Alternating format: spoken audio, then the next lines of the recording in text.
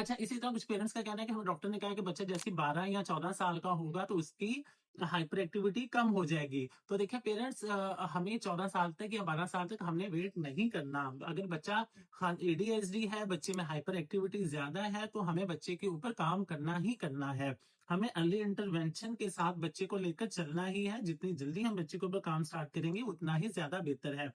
खुदा न खास्ता 12 साल पे भी जाके अगर हमारे बच्चे की हाइपर एक्टिविटी अगर कम ना हुई तो सो इसमें एक चीज़ ज़रूर आती है कि जितना जैसे-जैसे बच्चा बड़ा होता है, तो वो जो खासकर जो एडीएचडी बच्चे होते हैं, इनकी कॉग्निटिव एबिलिटीज़ बहुत बेहतर होती हैं।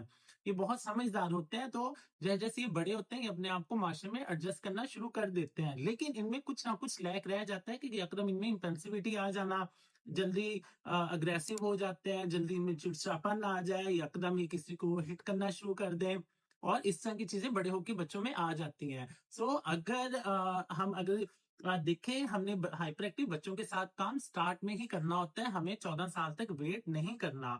सो इस तरह की मज़ीद वीडियोज़ देखने के लिए आप हमारे चैनल को ज़रूर फॉलो और लाइक कीजिएगा। Thank you.